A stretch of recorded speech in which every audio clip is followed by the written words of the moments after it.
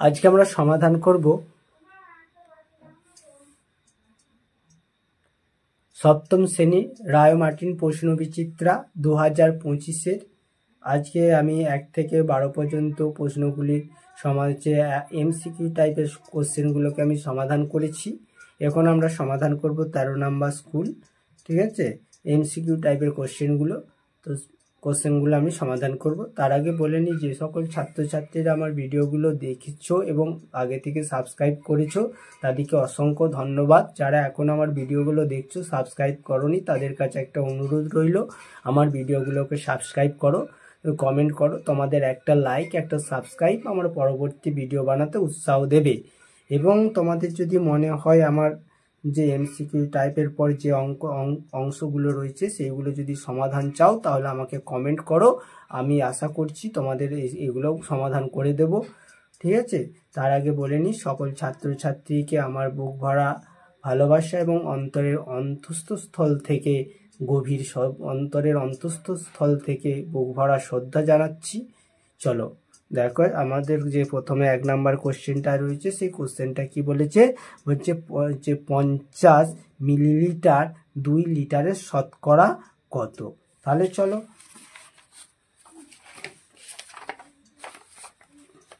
দেখো, 50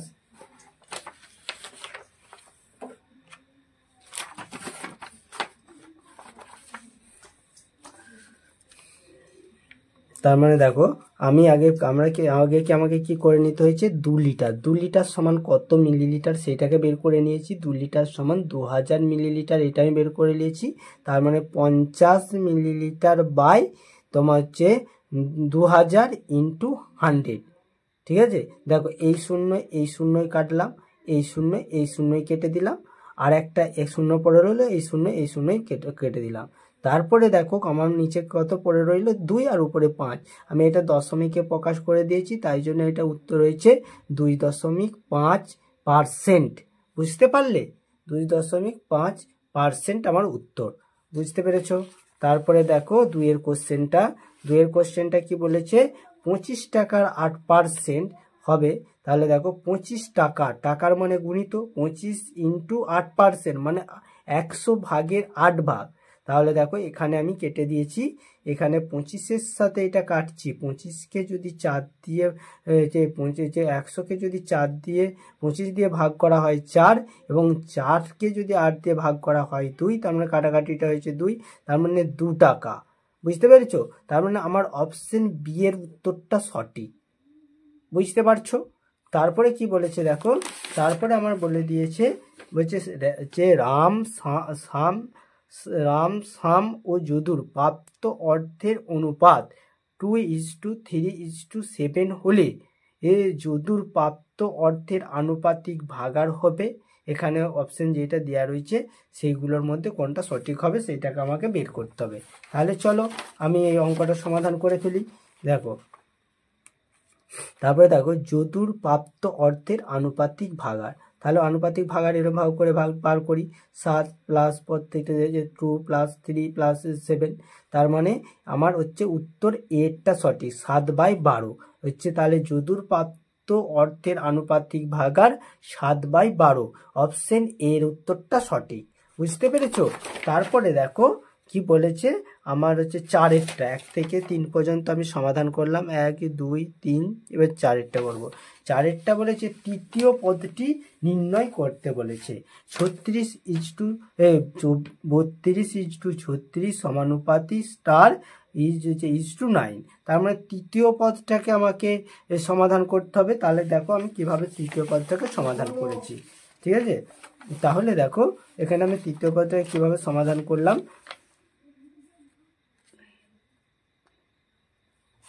দেখো, আমি ধরি তৃতীয় পদটি সমান x, তাহলে অতএব 32:36 সমানুপাতি x:9।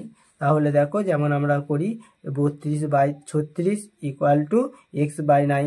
এইটার সাথে এটা গুণ, এইটার সাথে এটা গুণ। তার মানে দেখো 36-এর সাথে x গুণ করলে কত হচ্ছে, 36x সমান 9 × 32। তারপরে x এর মান বার করছি, যেহেতু x = 9 ইন্টু 32/36, তার মানে 4 নং 36, 9 দিয়ে কাটলে এটা 4, 4কে বা হচ্ছে 4 দিয়ে হচ্ছে 32কে কাটলে 8, তার মানে তৃতীয় পদটি হচ্ছে 8। বুঝতে পারলে? তার এক্স এর ভ্যালুটা হচ্ছে এখানে বসলো, তার মানে তৃতীয় পদটি হচ্ছে 8। বুঝতে পেরেছো? তারপরের কোশ্চেনটা দেখো কি আছে, তৃতীয় পদটা কিভাবে বার করলাম বুঝতে পারলে? দেখো তৃতীয় পদটা তাহলে হচ্ছে আমার 8। বুঝতে পেরেছো? এবার দেখো এখানে বলেছে 8 প্লাস 5xy মাইনাস যে x minus 8y square x square y হলে এক্স এর সহগ পদটি লেখো এবং সহগ হচ্ছে সহগ লেখো। তাহলে দেখো এখানে দেখো আমার উত্তরটা দিয়েছে, এক্স এর সহগ পদটি এবার লেখো, তার মানে হচ্ছে মাইনাস যে 8x square y square minus 8y square, এইটা হচ্ছে উত্তর। বুঝতে পেরেছো? তারপরে দেখো বলেছে এক্স ও ওয়াই এর সমষ্টি থেকে এক্স ও ওয়াই এর গুণফল বিয়োগ করতে হবে। তাহলে দেখো আমি 2 এর কোশ্চেনটা সমাধান করছি। কি বলেছে যে 5 হলো 6টা এক্স ও ওয়াই এর সমষ্টি থেকে এক্স ও ওয়াই এর গুণফল, তাহলে এক্স প্লাস ওয়াই এর সমষ্টি এরকম করে লিখছি। তারপরে দেখো লিখছি এবং তারপরে মাইনাস মানে যে গুণফলের বিয়োগ বলেছে মাইনাস এক্স ইন্টু ওয়াই, তাহলে দেখ এক্স প্লাস ওয়াই হচ্ছে মাইনাস এক্স ওয়াই, তার মানে বি এর উত্তরটা আমার সঠিক। বুঝতে পেরেছো? এবং 7 কোশ্চেনটা আমরা সমাধান করব।